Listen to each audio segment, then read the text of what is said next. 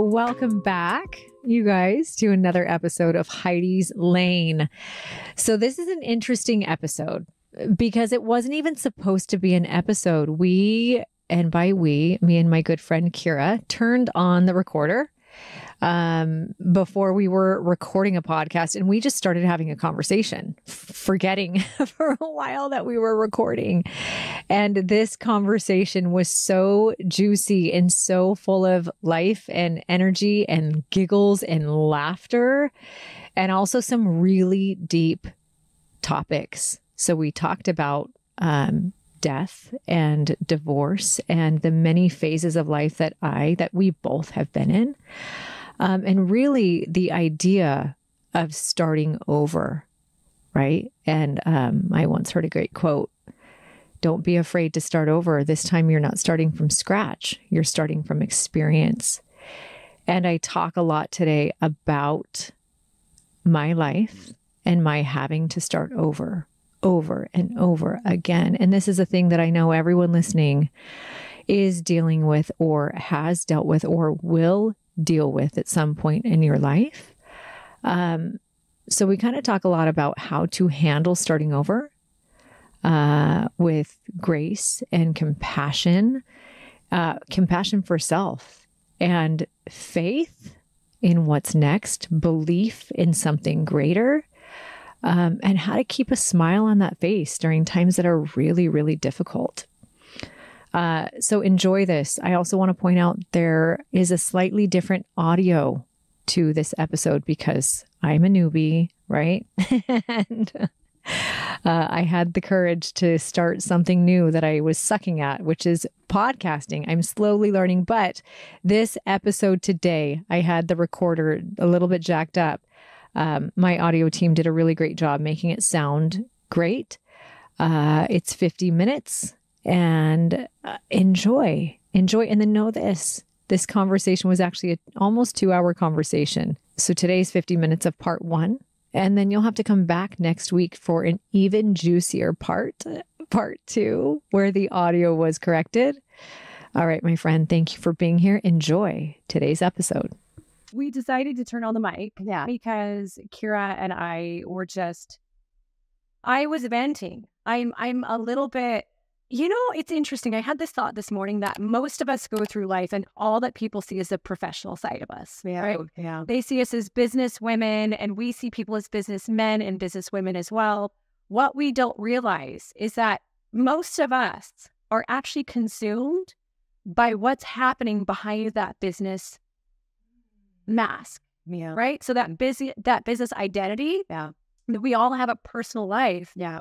Whether it be relationship stuff, I don't want to call it drama, but like relationship stuff or Relationship energy. Yes. Parenting energy. Divorce, co-parenting energy. Bills.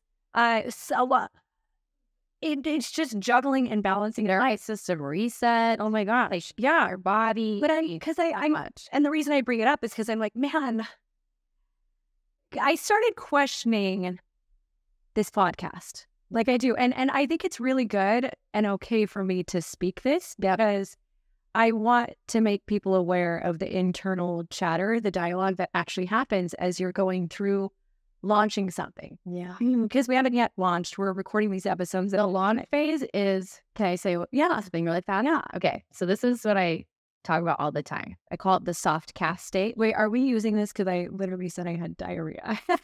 Hey, you guys. Wait, I don't even know if this is recording. It is. Is it? Yeah, oh, that's good. But then, and I say that because there's a lot happening in my life. I know. Like I'm processing a ton right now. I know. And if you don't think that what we're dealing with emotionally has an effect on our physical body, you are absolutely wrong. I feel like we need an expert on here to talk about that. But I think we've all experienced it. We can think ourselves sick. And I am well. I'm in such a good place. I'm strong enough to handle what I'm processing. Yeah. We all are. We all have everything we need within us. Did you see me going down it? I thought not real fast. We all have everything we need, but it does not mean that it doesn't come with consequence, right? Like as we're going through and we're processing and healing and dealing and surviving and thriving, my digestive tract is noticing it, and nothing has changed in what I've eaten. I'm super clean right now, no gluten. And so that's all that I can think of. There's just been anxiety. I think what it is too, it's over the last couple of weeks since we started recording this podcast. A lot. I've been practicing setting boundaries. So I became clear with my standards. Sorry, we're going to tangent and go back to launch, but I became so clear with my standards. For the first time in a very long time, my standards with myself, my standards with other men, my standards with my friends, even, and family. Like, who am I? What do I stand for? What are my standards? And so I don't even have to necessarily create boundaries. Boundaries create themselves because this is where I live. I live at these standards. These are my requirements. Can you meet them? If you cannot meet them, there's not even really a boundary. There's just you can't meet them. It's okay. But if you want to meet me here, here's where I'm at. And there's of course, with any standard holding, the resistance that you feel creates, it's uncomfortable. And growth happens when we're uncomfortable. So there's a lot of growth happening. There's a lot of discomfort. There's a lot of feelings and emotions that are flowing through me, that I'm allowing to flow through me. Feelings and emotions that I am not making myself wrong for having. I'm not numbing them. I'm not capping them. I am not numbing them. I'm not numbing them with men. I'm not numbing them with even work. You're not, because that's the numbingest, right? I mean, really to be like, okay, I'm going to nest in my home. I'm going to do laundry. I'm going to fold. I had Alexa over yesterday. She was working on the computer and I'm like, folding laundry right there. And I'm like, Alexa, have you ever seen this? Like, here you are working and I'm actually nesting. But it allows me to be so present with my thoughts and my feelings. I do not play audiobooks because that's a form of numbing for me. I have to designate time. But I believe that all of the emotion that I'm allowing to flow through is almost creating a release for my body. That has me like, I gotta go to the bathroom. Like, actually, I think this is interesting. It's so powerful that the body and the emotions are partners, and people do not realize this. Talk about this for like Keira. No, it is. So, my background is, doing healing work in people's chakras, and 1,000,000%, the body is the barometer for emotions. So, anytime we start to feel sick, it's because the body's saying something's not working. Something's not working. So if you get a sore throat, like you're not speaking your track. Oh, really? Yes. Okay. So the digestive system right now for you, it's like, what do you want it saying? Well, should we check in? Yeah, we should. I actually, this is what's amazing about Keira. I never know what I'm getting into, but am I not an open vessel? Wait, more tantric breathing? Wait, we're doing exotic dancing? Okay. Oh, it's so good. Okay, well, let's drop in. Okay, because well, for anyone who doesn't know what dropping it is, you need to know that I've never heard of dropping it until Keira came into my life. Until you came back into until Keira became this version. I've made a lot of versions. This is my most authentic to who my soul is. I can feel it. I can feel it. I don't know if you can feel it through the screen or the microphone, but one of the things I love about Keira, about you right now, is especially this past year, right? But always, but especially this past year, it is that you are like magnetic. You are actually like I don't want to say fire but it's like magic, right? So if you imagine magic is like sparks and just energy and happiness and joy, and you're that spark that like at a birthday party with the candles are flickering that like people are drawn to. I'm actually very serious, and I feel free around you because you show up authentically and unapologetically as exactly who you are in my presence. And that gives me mad permission to do the same. And I actually have said to you, I'm like, I feel like I'm with my own energy when I'm with you. Like, I feel like I'm like, it's like we just play. Yeah, we are magnets together. That's for sure. I'm so grateful that you say that. And, you know, I would just say for a lot of my life, I dimmed my light. And now it's just like, no more. Why do you think you dimmed your light? Because I can relate. But I hear that, and I believe everybody listening or watching can relate to that. And I think some people have dimmed their light for so long, they don't even know that they have light that's being suppressed anymore. They think the flame has gone out. They think that they're made for this. Like, why do you think you dimmed your light? I felt safer. So, you know, I felt vulnerable. Well, it's, you know, let it come out. Or so. You know, if I were to like go back in my life, I had a lot of sexual abuse as a child. Okay. And so going through that abuse, it's almost like my light, my beauty is like this. I don't want anyone to see me. Because if they see me, I went through so many different abusers that it was like, I will be seen. It'd be better for me to not be seen because then people won't find me. So that was the beginning of dimming my light. And then I like kind of like came out of that in my high school life and just became this like free flowing magic. And then I found that in my marriage, my fire, and this is my story, but I feel like you say this is your story. You're acknowledging that your ex-husband has a different story that is also his true. Yeah. And I think that's so important for people to know. Yes. There are three sides to every story. There's his, there's mine, and there's ours. Yeah. And there's the truth. And there's actual what happened. Right. Yeah. So my story is that I was too much. And I felt like I was too much. Like too much. I was very loud. I'm a loud human. And I'm also like, I could fill a whole room. And it felt as though my fire would burn him or douse him. And so to like, keep the peace. It was like, if I could just make this smaller, then I'm not going to like ruffle or I'm not going to, you're not going to agitate. You're not going to agitate, frustrate. You're going to please. Yes. You'll keep the peace. Yes. It was like, I don't want to agitate. And I know my energy can agitate. It can either activate or agitate. My energy can activate the hell out of people and magic happens, or it agitates the hell out of people. And that's like, and so for 20 years, I just feel like I kind of just went smaller and smaller until I was like, fuck yeah, like no more. Yep. And then it became so big that anything that couldn't exist in this energy fell away, which ended up being my marriage.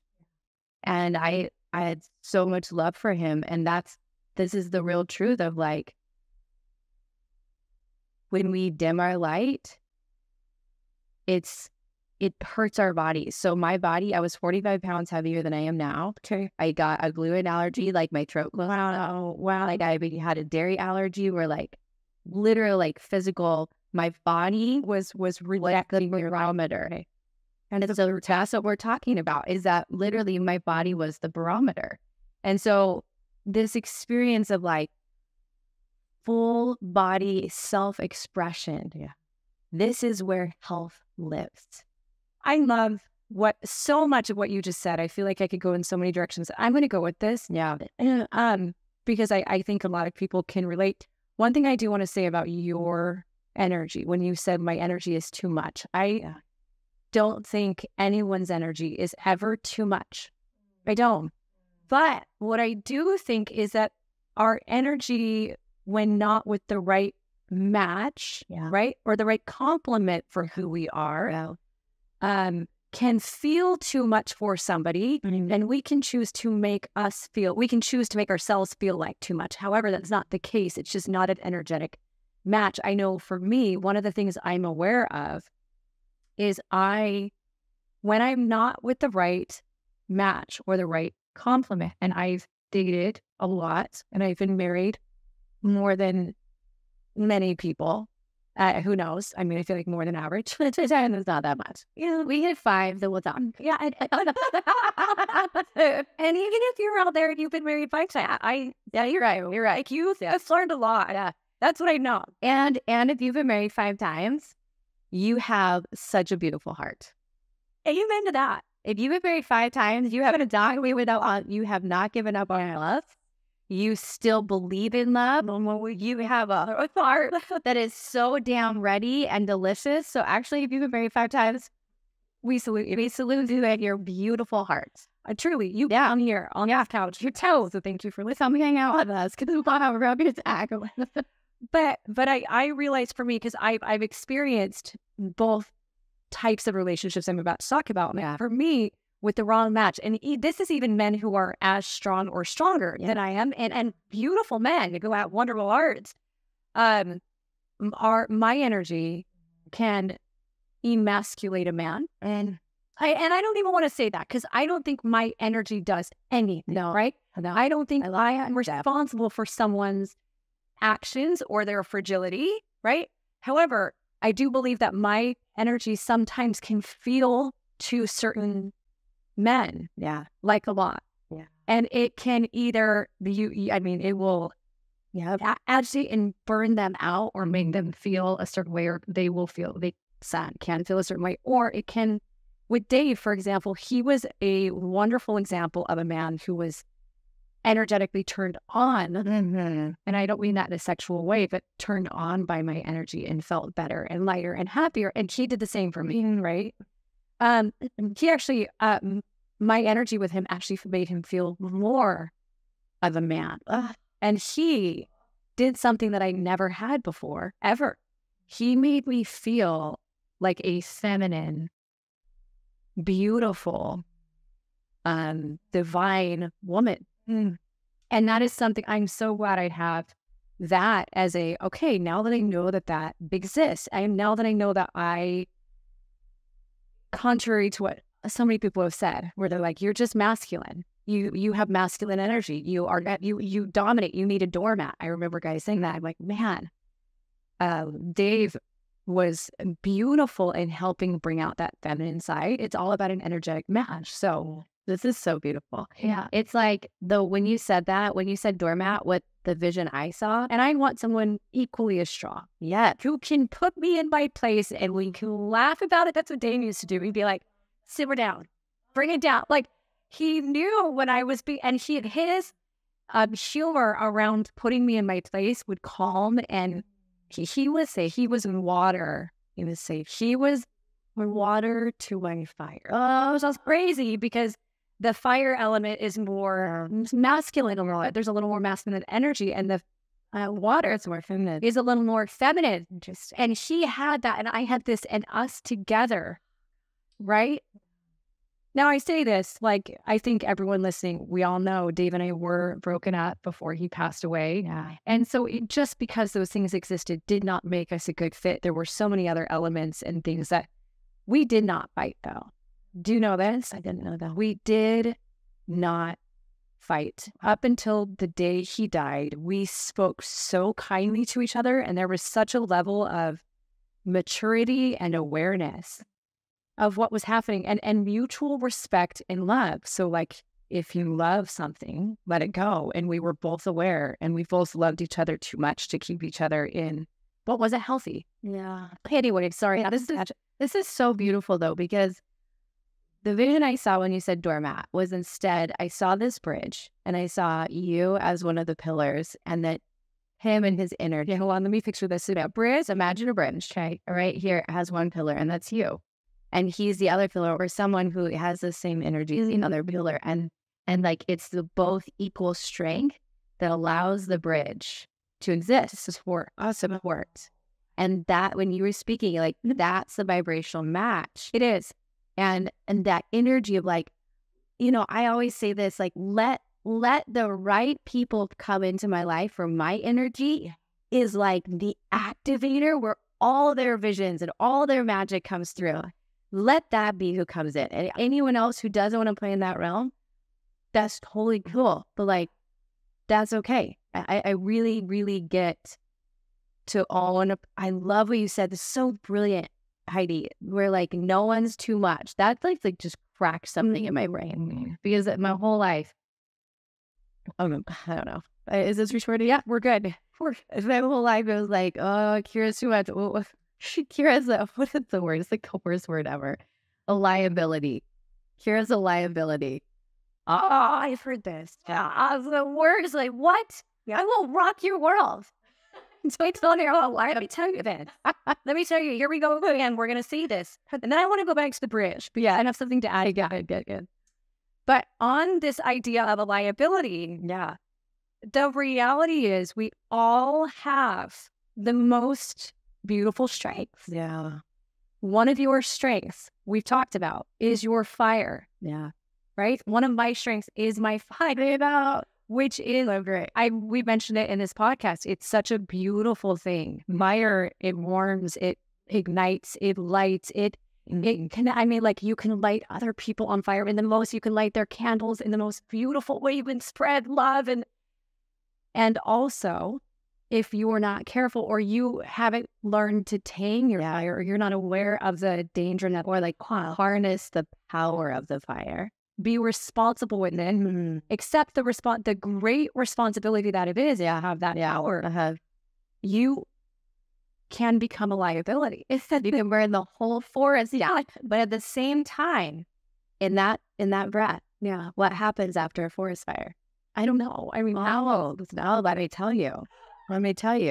This is so good. After a forest fire, the growth that comes up after a forest fire is one of the Taoist. This is actually just real good. It's maybe one day. No, it's like that's the podcast right before we die. 2025. We're not dying. No, we're not. Okay, I lived to 100. After a forest fire, the ground becomes the most fertile that it ever was. No. So why? So I don't know. Where is the scientist? Calling your angel right now and ask them what we got here. They're like, okay. But so is it something about the way the soil, keep going. Way the soil is after a fire creates the most rich growth. Okay. And it's the same with lava. So actually my license plate says lava. Why? Because I'm mother for lava. And lava destroys the earth as it is to make listen, I've never been one for science, right? This is amazing. This is become a science podcast. Soil fertility can increase after fire since fire chemically converts nutrients bound in dead plant tissues and the soil surface to more. Wait, it's real. Hold on. Here's not. Why is my soil real? Okay. The heat of a fire burns away all of the vegetation and organic matter on the surface of the soil, which makes some nutrients more readily available to the soil while turning others into gases that are lost. So it gets rid of the bad and it harnesses the good. Yes, and clears out the shit and wakes up the new. Hot flashes. This is new. Yeah, it wakes new. I'm hopefully better fossil one. Slow down, man. You guys can be honest. Yes, goodness. I think I might be having hot flashes. Well, I'm a little sweaty. Really? Maybe we just need to tolerance down. We got 78 degrees. That's why. You're not having hot flashes. We're fine. Oh man. All right, we're going down the cell. We are talking about fire. Yeah, we are. And you and I are both fire. So we're just for just getting them. But this is the magic. The magic is you burn everything down, shit down. We're going to shit down to actually cultivate new. Okay, here's why I love this. Mm-hmm. We still don't know the name of this podcast. I mean, by now there's a name attached to it, and there's an intro that I have not yet shot, but it was attached last episode. Yeah, you already heard it. This. How was it? Because we don't know yet. What did it say? Can you tell? But we're getting closer. I know. Do you know what I'm about to say? Oh, what? I'm so excited. So a lot of people look at my life. I just posted about this today. Okay. A lot of people will look at my life and say, I would never want that because of the number of things that have quote unquote failed. Or how do you stay so positive? I believe that my things that the world sees as failures are actually my greatest gifts, because they are things that we've either chosen to burn down because they no longer served our highest self together, right? Or they're things that God burned down for me, even though I thought I could never live without it, right? God's like, hey, this relationship has served its course. Yeah. This is what is next for you in your journey. And what happened is every single thing that has gone away, it released the bad, and the good was able to nurture. So I need to read this post that I just did today. Bring it on. So when I say today, when I say today, we're actually in June 14th. This probably won't air until, I don't know, August. Yeah. But it was a picture of me and Chris and our kids. So Chris, for those listening, Chris is my second ex-husband. He and I were married for 10 years, and he's such a great man. Yeah. And we were not meant to be together. Yeah. Forever. Yeah. As a married couple. However, we were meant to be together forever, bonded by kids and a friendship. Yeah. And it's true. You knew. I heard that when I met Chris. How crazy is that? But what I said is, divorce is never fun, nor is it ideal. Not for a mom or a dad, neither for the kids. Half these people in this photo have experienced not just one, but 2 divorces in their lifetime, because me and 2 of my kids have been through 2. And all of us have experienced at least once the pain of dismantling a family the way we knew it, only to face the mountain of starting over yet again. Okay? Well, I just got goosebumps all the way down. So we burned our family down as we knew it, because it did not serve my highest self. It did not serve Chris's highest self. Anyone listening, you can judge all you want, and it's okay. It is okay. All that really matters is that he and I did what we knew was best. And then I put and add to it the heartache of a couple of other pretty darn traumatic events. I know we're not alone. This is life. Many of you feel or have felt similar pain, so you get it. I guess I post this to give hope, because man, I know what it's like to feel hopeless. Good news, turns out it is possible to come out stronger and happier on the other side. All 6 of us not only survived each of these life challenges, but somehow we've managed to thrive beyond them. And I'm so proud of us for this.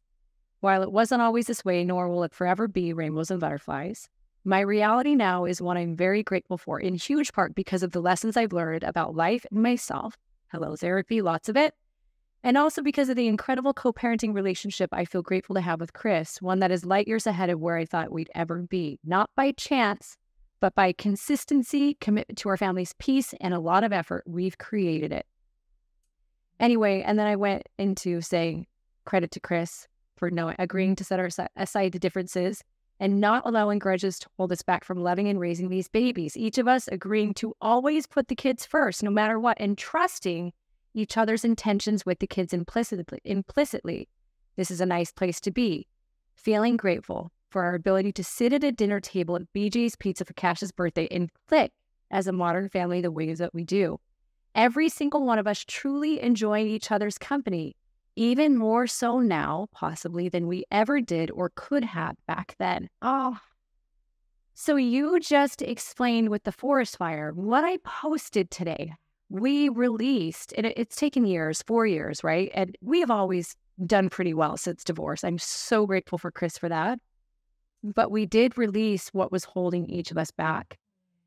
And we were able to allow the good to fertilize the soil. And to me, I look at my kids as the soil. Like what did we want to fertilize? Our relationship. He and I know our boundaries now. We know what we can talk about, what we can't talk about. We have a mutual respect.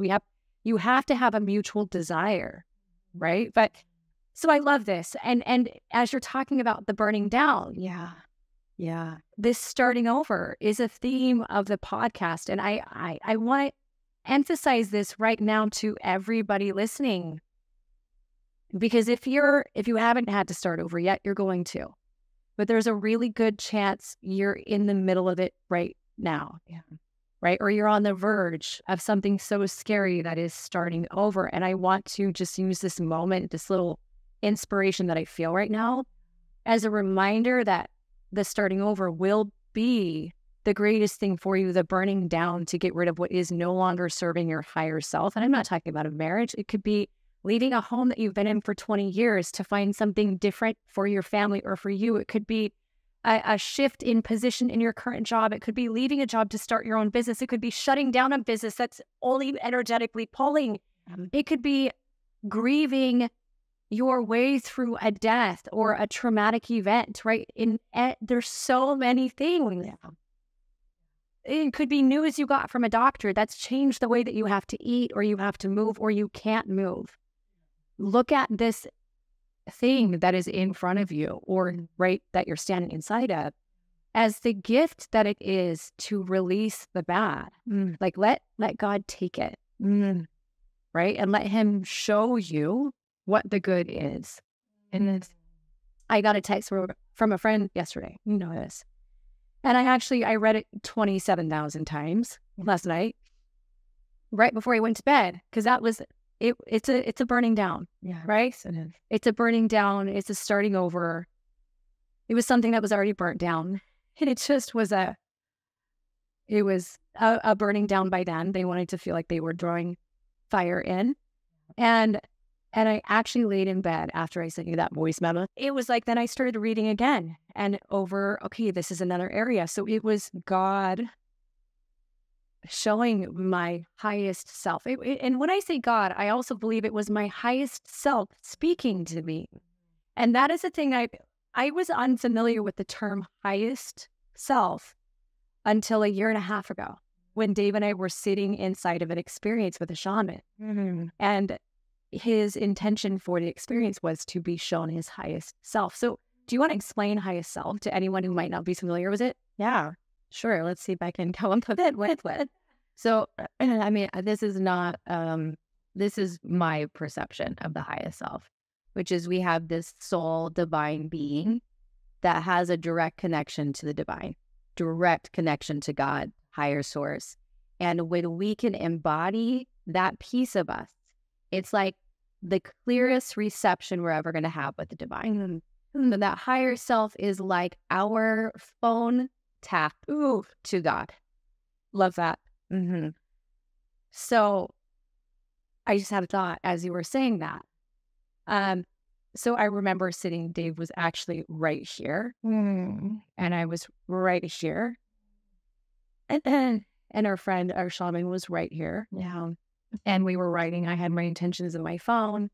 And she was like, I'm uncertain of what this intention is. And she said, it could be as simple as, help me be present with my highest self. And it was like, huh. And I only knew through our experiences where I got to see Dave's highest self, where I was so attracted to that version of him. It was confident and open and vulnerable and in love with all of who he was, including his mistakes instead of shameful. Right?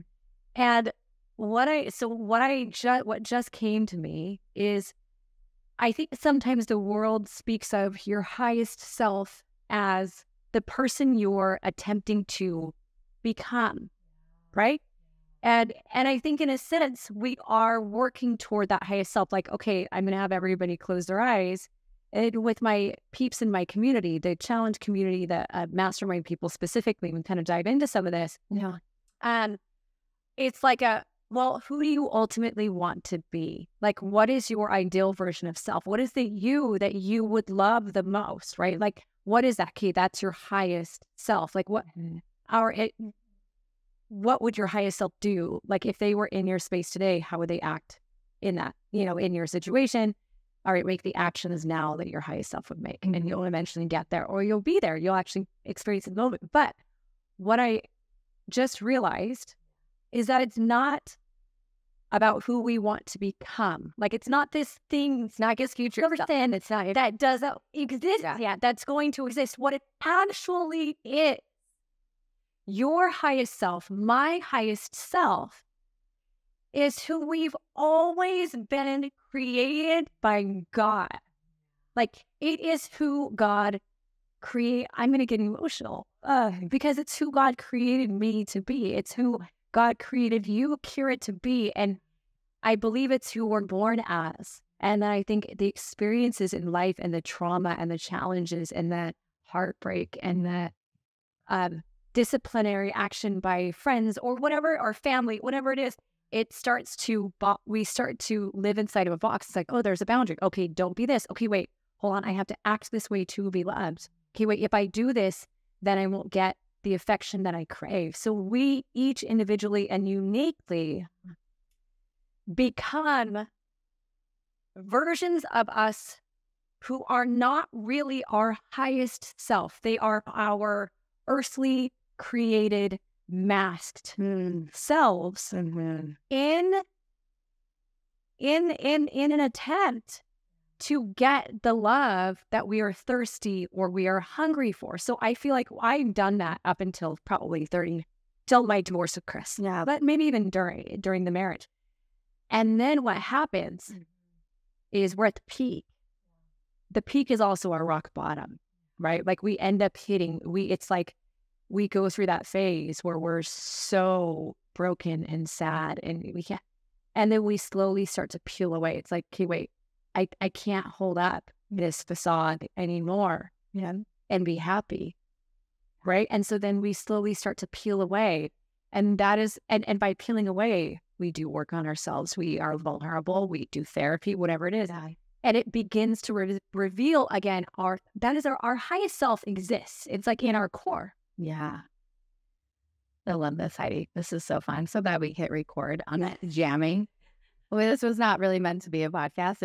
Sorry, this is maybe one of my favorites. I know, because it's in here what it is. This is that. We're just having this is our life. These are the conversations that we have. I know.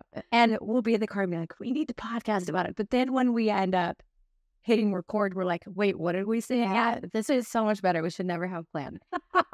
So here's what somebody said, plan to fail. We fail to plan, fail to fail. They're wrong. I'm just clearly, I was like, Keira and I, there are times we needed to plan in certain ways. Like we planned with our memory cards.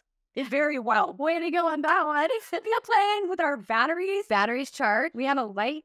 Yeah. I flew to Arizona. We planned. We did plan. We planned, but then now it gets to be the magic. I just had another thought. This is what we did. This is what I teach my people. Yeah. Because it's what I do myself. I say be married to the result, not just the result and how it looks, but be married to the feeling you want to get from the result, but disconnect from how it looks and how you actually get there. Right? So good. So in this, we wanted something beautiful and organic and cozy. Yes. Yeah. I mean, and healing. Really, we wanted something healing for us. So I will, you're all feeling it too. Of course. This is magic. Okay, so here's what I want to say. Okay, I want to say this about the divine self, a higher self that I've never seen until you were just on that beautiful journey just now, which was, we are like water. We were like water. And this experience of life took the water and put it into like water bottles, into shape. Okay. But the truth is we're so much bigger than the shapes that we've been given. And we're massive. When you actually land, which I will say that these last few months. Okay, wait. So let's say this again. I want you guys to really get this. What I'm saying is we are like water. So like the ocean, like all a part of the ocean, all water in the ocean. And when we're born, we are, it's like some model put us into a shape. Like a container, like our soul. Like this is sometimes you're an ice cube container and sometimes you're, oh my God, I don't. We're steam. It's not like the we're boiling. We're heating up to take the boil. Yeah, we're both warm. But it's this vision that I saw of like, it's the shape that's actually painful to the higher self. Oh, it's the confinement is what you're saying. And I wonder, so, as humans, I think anyone is lying. I'm not calling you a liar, but like, other humans, I do think I'm not even you the thing. I'm not calling you a liar, but I would be lying. Let me just say, okay. I would be lying if I said going through life is not painful. Yeah. Like, did you watch the Super Mario Bros? No, Brothers, whatever you call it. So at the end of it, there, the cute little animated things after. We stay for every movie to see if there's like an animated something. And then there was an animated thing where, is it Bowser was singing, which is Jack Black, and singing to Peaches, whatever, yeah. And then it has this little animation thing at the end, and this figure pops up and is like, basically says, movie's over, why are you still sitting here? And then it says something to the tune of, are you frustrated that now you have to go back to your void? Oh, go back to your world and fill your void. Oh, like that's how it ended. And I was like, oh, holy night. This, I'm sure that was right. Literally that animated figure called out everyone in the audience who was sitting there numbing the void. We were filling our void with a movie in that moment. And then I was like, gut punched. We're all going to walk out of here. And we're all going to fill that void. And I knew in that moment, actually, that was the first moment I was like, oh, everyone feels this. Because if they're putting it at the end of an animated film, and I do think that container, we're meant to be fully expressed. So I will argue that the way to not feel as much of a void is to realize that there are ways to extend beyond your container. Right? There are ways to, it's like that book, The Surrender Experiment by Michael Singer. He talks about being the observer of your thoughts. I think there's a lot of really wonderful breath work classes that I've done where I've actually had chemical-free highs. Like I have never experienced. It's an out-of-body experience that creates the same chemical reaction as a drug would. And it's beautiful because you do extend beyond your container. And I think when we share and when we're vulnerable, I think for me, this podcast, which is so damn scary, it's me extending beyond my container. And it's allowing me to express parts of me that I could never express on Instagram, right? There's just not the space to. And I think with every expression, I care less about living inside of my container, right? It's scary to think of jumping out of it because what is the world going to think? What are the people going to think? But the more I do, the more I want to live outside, right? It's a flavor you can't go back. You can't go back from having the most flavorful enchiladas to just like really bland. I love it. I know. I went to Flower Child again last night. Did you get those enchiladas? All right, man. We need to get Flower Child to be. Would you like to sponsor us, Flower Child? It'd be all the gluten-free enchiladas every day. No one's paying us for this podcast. We will have Flower Child on it and all the gluten-free cookies, please. All gluten-free. I mean, it's the gluten-free, the lemon muffins. I don't know what happened in that world, but someone did. Or enchiladas. I don't even I had one bite and I can still taste it. And that was 2 weeks ago. No, I had to go last night. I had to go. It was a great dessert to the end of my day. So, was it a date with yourself? Yes. Well, we need to optimize. We need to do What are you wanting tonight? Well, I actually have a date tonight. What? Oh, wait. Is the first time. Can we just say this for a second? I was going to make me cry. It's the first time in 22 years that a man said, I would like to take you on a date. Keira. It's like you were pursued. Ooh. So maybe our wings are very super. If you happy to touch your man. I'm just letting everybody who's listening know. I'm potentially watching. I have never felt smoother skin in my life. Why is your skin so soft without the cold? I know you would use lotion. Because who has time? Who has time to put lotion? You don't use lotion? No, I forget. Oh my God, maybe I was out for that. Hey, my body, what's my rocker? Why don't I have muscle? My skin is, okay, look at my beautifully shaved legs. It's usually I went to optimize this week, and I think I know I should my own shit.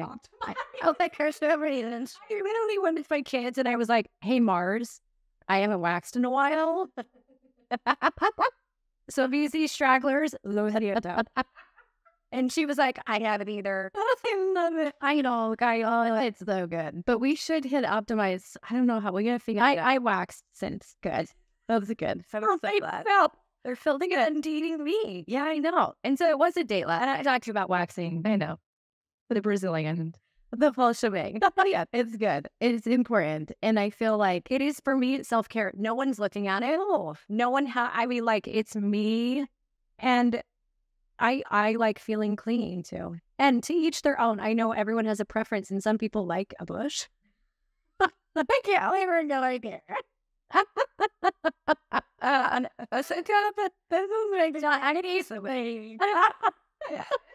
Wait, is that the name of the podcast? Did that just come out? I don't know. We'll see. I feel like it might be. I can feel it coming. Welcome to Heidi's Lane. Welcome to Heidi. Do you know that's what I actually first said I wanted my podcast to be? Welcome to Heidi's Lane. And then the other one that's loud is starting over with Heidi Lane. Welcome to Heidi's Lane, where we're not scared of starting over. Welcome to Heidi's Lane, we're going to burn shit down. We're going to start this over. Welcome. How did it make this? I should totally save the intro for you. I'm not afraid my tone, doesn't it? I know. Let's do that. No, well, actually, I do sing all the time. Why do we do? But can I sing is a Well, most Sharon sing. It's, can you sing on with two? No, the answer is no. And also, I don't know the lyrics to any song, so I just make up my own. And my kids are always like, it is not at all as this song. I'm like, what's so great? But then I have great, so Keira and I both have two very, not even two. I have a few very musically inclined children. I go, what is she going to say right now? I'm like, I'm just talking about bushes. I'm going to talk about lighting now. We put Heidi Lane to like debate us. I'm literally spinning donuts right now. This is for sure my favorite episode. For sure. Yeah, we have both really musically gifted children. Yeah. I have a son in Nashville, which is just insane. I know. I mean, that's a whole other episode. You have a son just listening to songs and playing on the piano. I have a little Ruby. Hey, musical? I mean, yes-ish. And she is the hardest worker. And I am such a firm believer. Yeah. Sorry, guys, hold on. That hard work beats talent when talent doesn't work hard. Oh, say that again. Hard work beats talent. Yep. When talent doesn't work hard. Oh, and that little Ruby, let me tell you. So she and Cash is 12. Ruby is, sorry guys, hold on. I guess I do spot. I'm adjust. So Cash is 12, Ruby's 9, and every child is born with different gifts. Yep. Cash is born with every single natural gift. Literally. He was the golden rod went on him. I am not kidding you. Oh. And Maddox and Marnie have different gifts. Yeah. Cash was born with every talent, from art to brain to sports. Does he do dance too? Dance, what? To music, what? To, I mean, the wisdom and the depth. It's like that's his blessings are going to be his curse too. Because Ruby was born with not as much talent with some of these things, but the hardest work ethic and the most beautiful growth mindset that I did not have, and belief in herself. I mean, and so that girl, to anyone, no one would ever know that she maybe didn't have the same set of natural gifts that Cash did, because she just believes in herself, dives in, and will outwork and outperform and outcreate her. You guys, it's just insane. So when you say, is she musically, she's musically trained. Yeah. And that little girl is not afraid to write lyrics and create songs. And I mean, we were listening to a rap song she did 3 years ago last night about hairy lotion. So, I mean, there is literally no fear. Hairy, lotion. I don't even know what hairy lotion is. But I mean, all of her fearlessness. Well, and she also has this glitter. Like, she has glitter that comes out of her soul. Oh, I can know. I love her so much. She does. She just sprays glitter. You just Yeah. created the perfect visual. Yeah. That's what she is, what she does. Yeah. She's glitter. She literally, it like comes up from her being and it like comes out of her core. Even her little laugh. Oh, I love her. Anyway, how do we get from Bush to that? It's a really good time today. But I want to go back to that. I like this playing with the title of this podcast right here, Real Lifetime. Is that a real sentence? Yeah. He's like, did she say lifetime or lifetime? It's live, Lifetime. real time. That's the word. Yeah. So I want you to say them out loud. Okay. And I want you to just like feel how it feels in your body every time you say it. Well, the reality is, welcome to Heidi's Lane. It feels so good. You know, it does. And the cozy energy, part of my world is starting over. Yeah. And not being afraid to start over, because every single time we are starting from experience, not scratch, right? And I think it's okay to have all of it be, it's not too much, because what's too, no one's too much. We already established that. Yeah, I did it. Found that out. And I love that your actual name is Heidi Lane. Like, Yeah, that's so beautiful. Yeah, we talked about that. This an episode we did. okay. Yeah, so my name is Heidi Lane. Yeah. So it's just so perfect because it's literally your name. And my dad used to say, stay in your own damn lane, Heidi. Like, Heidi. I mean, that's a whole other episode too.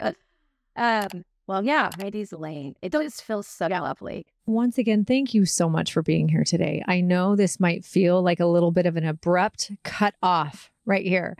Just a reminder, this is part 1 of a 2-part conversation with me and my really good friend, Keira. Isn't she amazing? I love her and I love the conversations that I get to have with her. I hope you found something special for you, a gold nugget in today's episode. I know starting over is a thing that we all have to deal with. I know how scary it is. And I also know how absolutely beautiful it can be, especially when we shift our perspective just a little bit and we see the blank canvas that we have to paint on or the sculpture that we get to sculpt. The world really is our oyster. And I'm going to repeat that phrase again, because I think it's so powerful. Do not be afraid to start over. This time, you're not starting from scratch. You are starting from experience. And that is my gold nugget. That is my takeaway from today's episode. After the divorces, after death, after so many businesses tried and failed, right?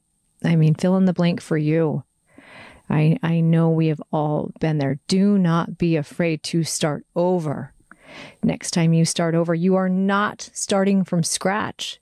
You are starting from the most beautiful and sometimes painful experience. But those painful experiences are where we learn the biggest lessons. We learn the most about ourselves. And I can tell you today that this year has been painful for me.